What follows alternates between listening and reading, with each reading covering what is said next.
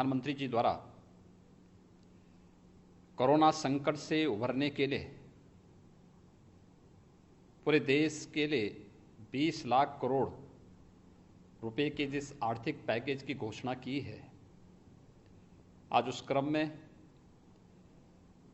माननीय वित्त मंत्री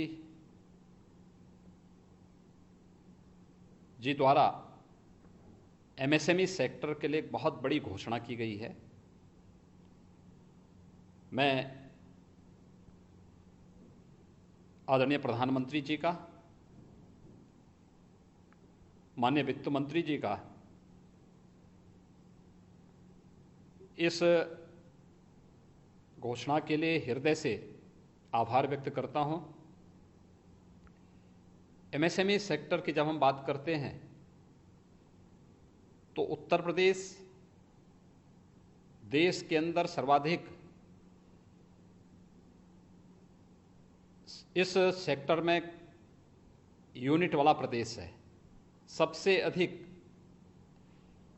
एमएसएमई सेक्टर से जुड़ी हुई यूनिट हमारे पास उत्तर प्रदेश में मौजूद हैं और आदरणीय प्रधानमंत्री जी की प्रेरणा से हम लोगों ने वन डिस्ट्रिक्ट वन प्रोडक्ट की अपनी अभिनव योजना के माध्यम से इस सेक्टर को एक नई जान देने का प्रयास भी किया था। लेकिन कोरोना संकट के कारण जो एक रुकावट आई, आज जिस प्रकार की घोषणा हुई है, खासतौर पर एमएसएमई सेक्टर के लिए 3 लाख करोड़ रुपए के लोन की घोषणा, इस सेक्टर में कार्य करने वाली यूनिट को अलग से मदद देने के साथ ही देश के अंदर इस सेक्टर में काम करने वाले जो कर्मी हैं उनकी ईपीएफ की समस्या के समाधान करने के लिए भी जो महत्वपूर्ण कदम उठाए गए हैं, ये अभिनंदनीय हैं।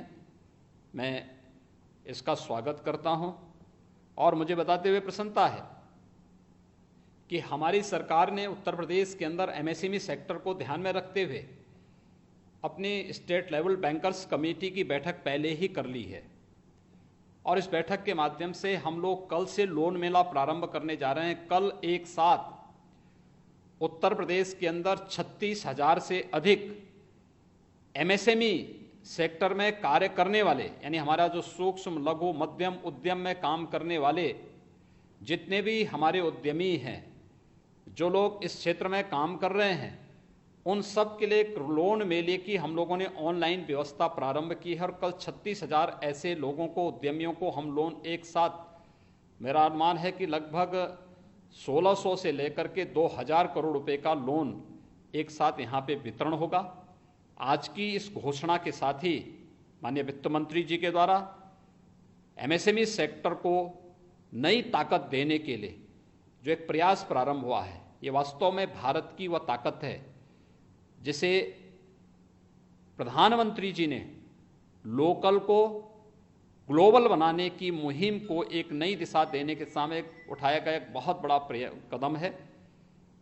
मुझे विश्वास है कि एमएसएमई सेक्टर में इससे एक नई जान आएगी और हम भारत को आत्मनिर्भर भारत, एक स्वावलंबी भारत और एक सशक्त भारत बना करके आज कोरोना संकट से न केवल उभारने में अपितु दुनिया की एक आर्थिक ताकत बनाने में भी हमारा एमएसएमई सेक्टर इस प्रकार के सरकार के सहयोग से एक नई ताकत के रूप में उभरेगा और भारत निश्चित ही एक ग्लोबल ताकत के रूप में, इकोनॉमी के रूप में उभरेगा।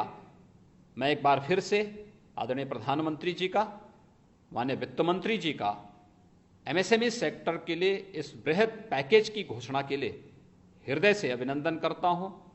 उत्तर प्रदेश के एमएसएमई सेक्टर, उत्तर प्रदेश के नागरिकों की ओर से, क्योंकि इसमें सब देश के अंदर सर्वाधिक एमएसएमई सेक्टर से जुड़े हुए जो यूनिट हैं हमारे पास हैं और हमारे प्रदेश में लगभग 3 करोड़ लोग एमएसएमई सेक्टर में प्रत्यक्ष और अप्रत्यक्ष रूप से जुड़े हुए हैं।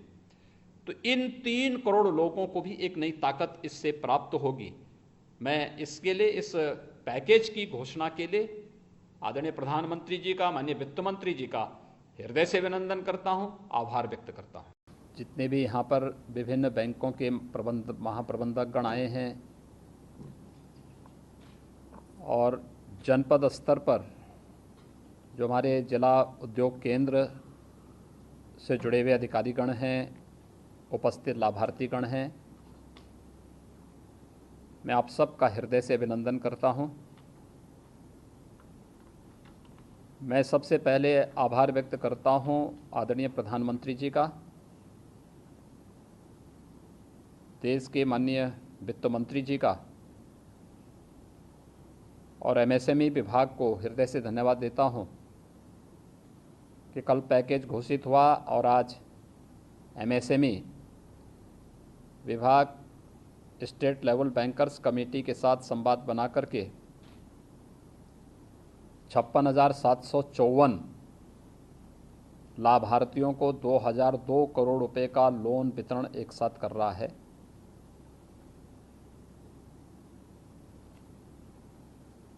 इतने लाभार्थी 56,754 लाभार्थियों का मतलब एक साथ हम लोग 2 लाख से अधिक लोगों को रोजगार सृजन का अवसर दे रहे हैं और यही हमारी ताकत है। आदरणीय प्रधानमंत्री जी ने बार बार इस चीज़ को लगातार वो बोलते रहे हैं।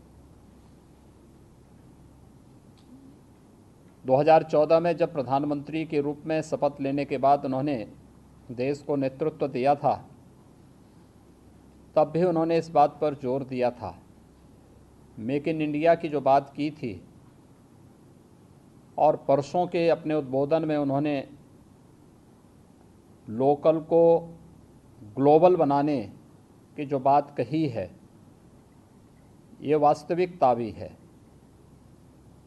ये भारत को आत्मनिर्भर बनाने की दिशा में भारत के 135 करोड़ लोगों के स्वावलंबन के साथ जुड़ा हुआ एक बहुत महत्वपूर्ण मुद्दा है। और आदरणीय प्रधानमंत्री जी की ही प्रेरणा से हम लोगों ने उत्तर प्रदेश के अंदर 1 डिस्ट्रिक्ट 1 प्रोडक्ट की अपनी जो अभिनव योजना प्रारंभ की थी, ये उसी कड़ी का हिस्सा है। मेरा मानना है कि उत्तर प्रदेश की सबसे बड़ी ताकत थी और इस ताकत का ही परिणाम था कि जब 1947 में देश आज़ाद हुआ था, तब उत्तर प्रदेश की प्रति व्यक्ति आय एक राष्ट्रीय प्रति आय के ज़्यादा थी, लेकिन हमने अपनी ताकत को पहचाना नहीं और धीरे धीरे करके जो हमारा पोटेंशियल था, जो हमारी ताकत थी, जब वह ताकत कहीं न कहीं नज़रअंदाज हुई या उसको कम करके आंकने का प्रयास हुआ, तो उसकी कीमत हम लोगों ने किस रूप में चुकाई कि 2015-16 तक आते आते उत्तर प्रदेश की प्रति व्यक्ति आय राष्ट्रीय औसत के लगभग 1/3 पे आके ठहर गया। मैं अपनी इस पूरी टीम को बधाई देता हूं, जिन्होंने पिछले 3-3.5 वर्षों के अंदर मेहनत करते हुए आज उत्तर प्रदेश की प्रति व्यक्ति आय को बढ़ोतरी करने में काफ़ी मदद की है और आज यह देश की औसत आय के आधे से अधिक पर पहुंच चुका है और मेरा ये मानना है कि हम 5 वर्ष में नेशनल एवरेज के बराबर होंगे। इसमें सबसे बड़ा जो भूमिका है वह हमारे एमएसएमई सेक्टर का रहा है। मुझे याद है जब हम लोगों ने 1 डिस्ट्रिक्ट 1 प्रोडक्ट की अपनी नीति को आगे बढ़ाया था, यह आज देश की एक यूनिक योजना बन चुकी है। हमने 2018 यानी जब 24 जनवरी 2018 को उत्तर प्रदेश का स्थापना दिवस हम लोगों ने मनाया था, तो उत्तर प्रदेश के स्थापना दिवस में हम लोगों ने इसकी घोषणा की थी और 18 के बाद 2020 के यूनियन बजट में भी भारत सरकार ने 1 डिस्ट्रिक्ट 1 प्रोडक्ट के लिए धन की व्यवस्था की और अन्य राज्यों से कहा कि उत्तर प्रदेश की तर्ज पर अन्य राज्य भी अपने यहाँ के लोकल जो भी प्रोडक्ट है उसके बारे में, उसको प्रमोट करने के बारे में कुछ सोचें। और उत्तर प्रदेश में तो इस प्रकार की बहुत सारी चीज़ें हैं जिसको केवल लोकल ही नहीं, उसको ग्लोबल बनने की क्षमता उसमें है। लेकिन हम अपनी चीज़ों को समय के अनुसार उसको एक नए टेक्नोलॉजी के साथ, नई डिजाइन के साथ आगे बढ़ाने के बारे में प्रयास प्रारंभ तो करें। बहुत संभावनाएं हैं, बहुत पोटेंशियल है और हमें इस पे आगे कार्य करना चाहिए। और इस दिशा से आज एमएसएमई ई साथी पोर्टल भी लॉन्च हुआ है आप सबकी मदद करने के लिए। देखिए, लॉकडाउन है, लेकिन लॉकडाउन में टेक्नोलॉजी का उपयोग करते हुए कैसे बेहतर कार्य किया जा सकता है, या एमएसएमई और बैंकर्स कमेटी ने मिलकर के, एसएलबीसी ने मिलकर के जो तय किया, एक साथ 56,754 लाभार्थियों को लोन उन्हें ऑनलाइन ये सारी सुविधाएं उपलब्ध करा दी जा रही है। यानी अगर हम ये कहते कि भीड़ लगाते, जगह जगह मेला लगाते, लोग बोलते लॉकडाउन को तोड़ रहे हैं, लेकिन बैंकों ने मिलकर के विभाग के साथ बेहतर समन्वय बनाया और ऑनलाइन जो व्यवस्था की उसके तहत 56,000 से ज़्यादा लोग एक साथ 2,002 करोड़ रुपए का लोन एक साथ प्राप्त कर रहे हैं। और ये 56,754 का मतलब 2 लाख लोगों को सीधे सीधे हम रोजगार देने की गारंटी इसके साथ ही जोड़ रहे हैं। मैं इसके लिए एमएसएमई विभाग को, विभाग के मंत्री को, विभाग के प्रमुख सचिव को, अपर मुख्य सचिव वित्त के साथ साथ अपने जितने भी हमारे यहाँ पर बैंकर्स कमेटी से जुड़े हुए पदाधिकारी हैं, इन सब को मैं हृदय से इसके लिए धन्यवाद देता हूँ, बधाई देता हूँ। निश्चित ही ये हमारी एक ताकत है और इस ताकत को मैंने तब महसूस किया जब मुझे वन डिस्ट्रिक्ट वन प्रोडक्ट के कार्यों की मैपिंग की दृष्टि से अलग अलग जनपदों में जाने का अवसर प्राप्त हुआ था। जब मैं भदोई में गया तो वह एक उपेक्षित क्षेत्र था, लेकिन भदोई की कालीन आज 4,000 करोड़ रुपए से अधिक की कालीन एक्सपोर्ट होती है। मैं मुरादाबाद में गया, वहाँ पर ब्रास की जो आइटम थी वह पहले उपेक्षित अपने को महसूस कर रही थी, आज 6,000 करोड़ रुपए से अधिक का ब्रास के आइटम एक्सपोर्ट होते हैं। ऐसे ही फिरोज़ाबाद में ग्लास की आइटम है, कन्नौज का इत्र है, या फिर अलग अलग जगह पर अलग अलग प्रकार की आइटम है। मेरा मानना है कि हमें समय के अनुरूप सोचने की ताकत विकसित करनी पड़ेगी।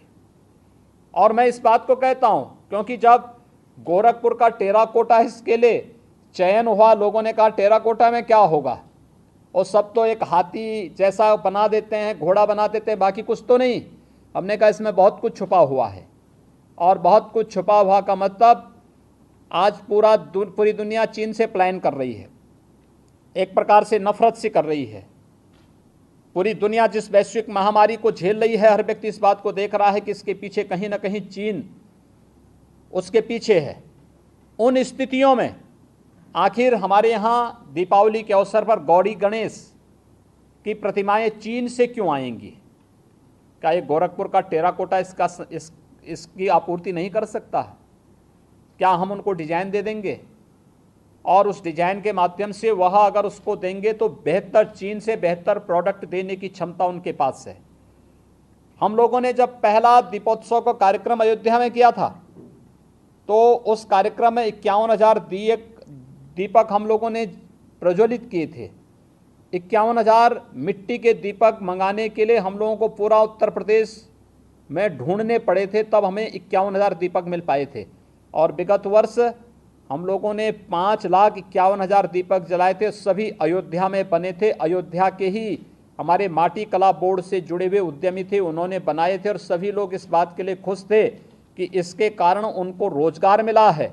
और रोजगार के साथ साथ गांव के तालाब भी इसी बहाने साफ हो गए जल संरक्षण की दृष्टि से, जिससे लोगों को हम लोग मिट्टी कुम्हारों को फ्री में उपलब्ध करा रहे थे।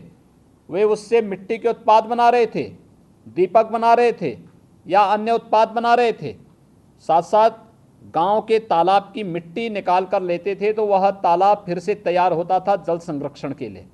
ये यानी कार्य भी हमारा हो जा रहा है।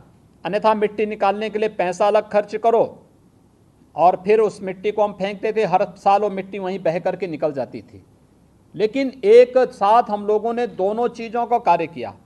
ऐसे ही हर एक संभावनाएं हैं दुनिया के अंदर। बांसुरी जो बजती है, ये बांसुरी कहीं और नहीं बनती है, उत्तर प्रदेश के पीलीभीत में बनती है। ये ढोलक दुनिया के अंदर कहीं नहीं बनता, ये उत्तर प्रदेश के अमरोहा में बनता है।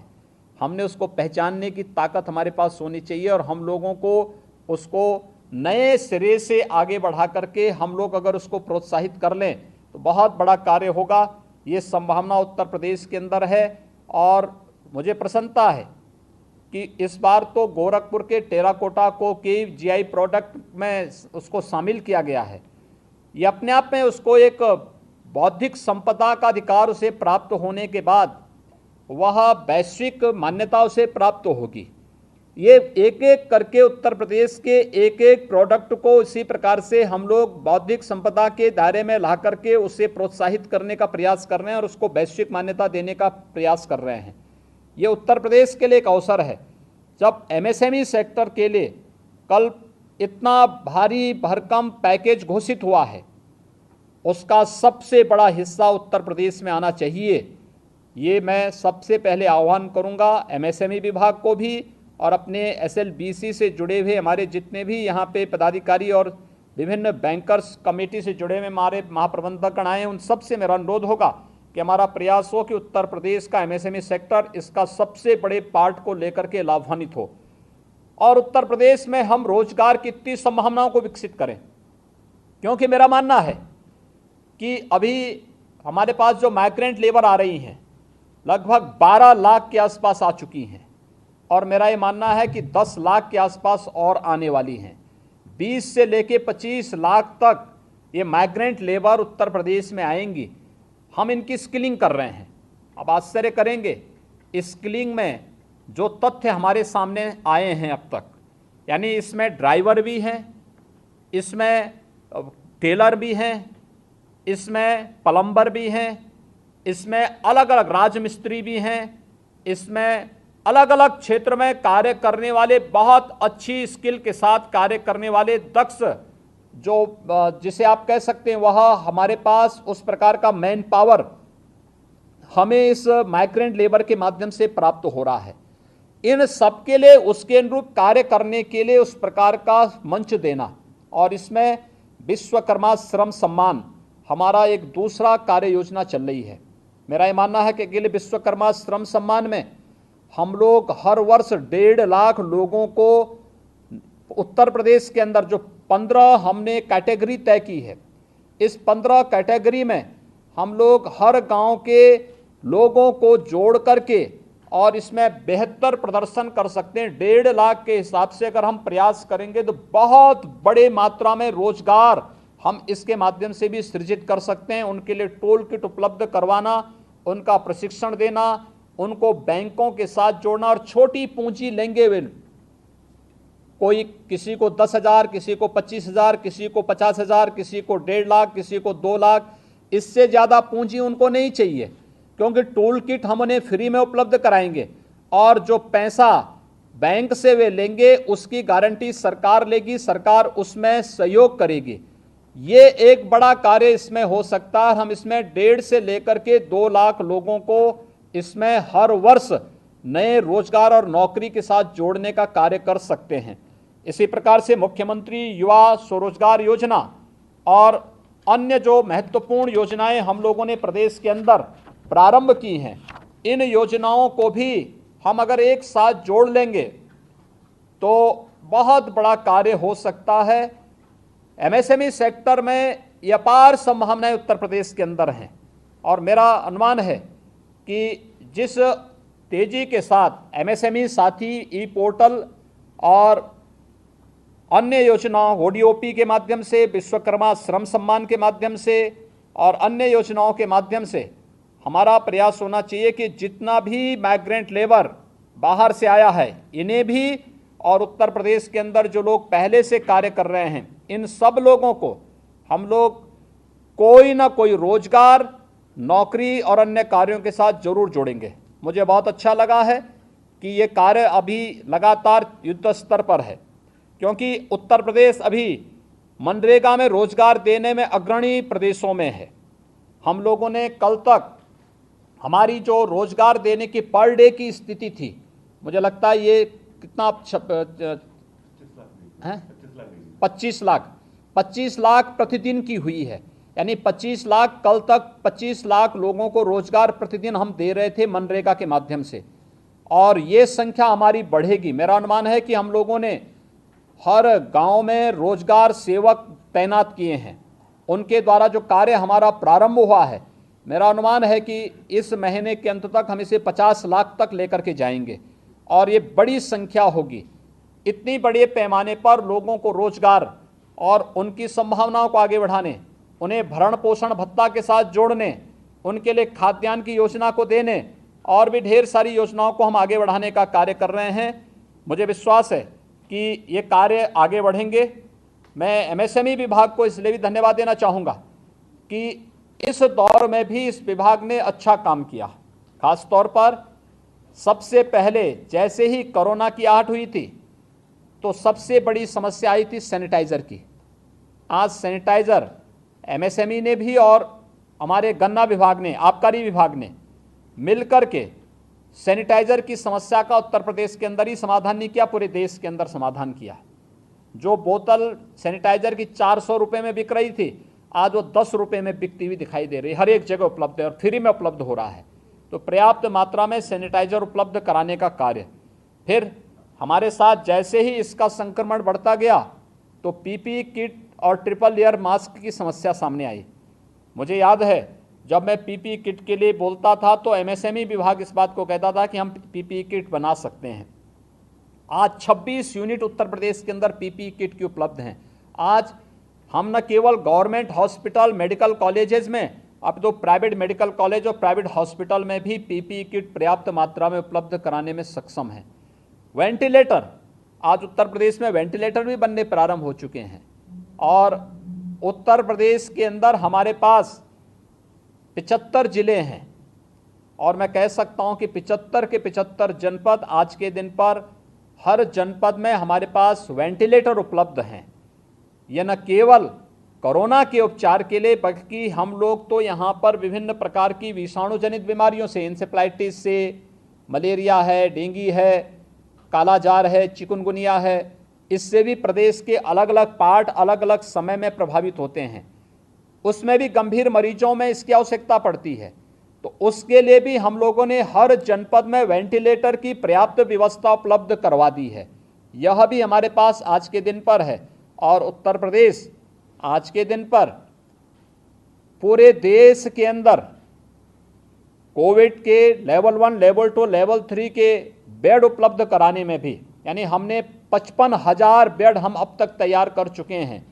हर जनपद में हमारे पास लेवल 1, लेवल 2 के हॉस्पिटल हैं और लेवल 3 के हॉस्पिटल हर कमिश्नरी में हमारे पास उपलब्ध हो चुके हैं, जहां पर हम बहुत अच्छी स्वास्थ्य सुविधाएं उपलब्ध करवाने में सक्षम हैं।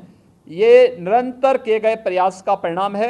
मैं एक बार फिर से यहाँ पर बैंक ऑफ बड़ौदा के मुख्य महाप्रबंधक श्री रामजस यादव जी को, विभिन्न जो बैंकों के महाप्रबंधक गण हैं उन सबको हृदय से धन्यवाद देता हूं कि उन्होंने जिस बेहतर तालमेल के साथ एसएलबीसी ने जिस प्रतिबद्धता के साथ कोरोना संकट के समय हमारे साथ तालमेल बिठा करके न केवल हमें यहाँ पे उत्तर प्रदेश में कोविड केयर फंड में हमें सहयोग किया, अपितु कोविड केयर फंड में जनता को सहयोग करने के साथ साथ बैंकों को खोल करके जनता को सहयोग करते रहे।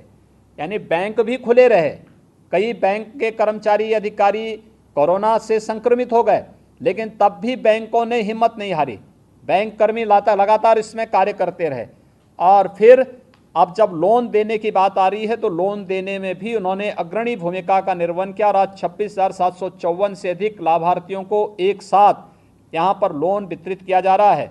मैं चाहूँगा कि उत्तर प्रदेश का जो सीडी रेशो अब तक कम था, एक अवसर है हम इसको कम से कम 70% तक तो अब पहुँचा दें। ये बहुत बड़ा कार्य होगा हमारे पास और एक अवसर भी, क्योंकि ये माइग्रेंट लेबर की असली ताकत बन जाएगी।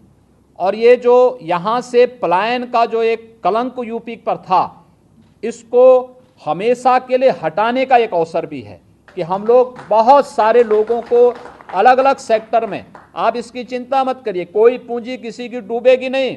राज्य सरकार साथ में है, एक एक व्यक्ति को सपोर्ट कर रही है, एक एक व्यक्ति को मॉनिटर कर रही है, और हम लोग इसके माध्यम से ढेर सारे लोगों को रोजगार उपलब्ध कराने में सहायक हो सकते हैं। एक बड़ा कार्य इसमें हम लोग कर सकते हैं और इसको बढ़ाने का एक जो अवसर हमारे पास आया है, कम से कम ये जो प्रधानमंत्री जी के द्वारा जो पैकेज घोषित हुआ है 20 लाख करोड़ का, इसमें कल जो पैकेज माननीय वित्त मंत्री जी ने घोषित किया है, उत्तर प्रदेश का एमएसएमई सेक्टर इसका बहुत बड़े पार्ट को लेकर के उत्तर प्रदेश की इतनी बड़ी आबादी को इससे लाभान्वित कर सकता है। मैं एक बार फिर से विभाग को और सभी बैंकर्स को हृदय से धन्यवाद देता हूं, लाभार्थियों को बधाई देता हूं, अपनी शुभकामनाएं देता हूं और विश्वास व्यक्त करता हूं कि पूरी मजबूती के साथ आप लोग अपने हौसलों को मजबूत करते हुए कार्य करेंगे। आप सबके प्रति मेरी शुभकामनाएं।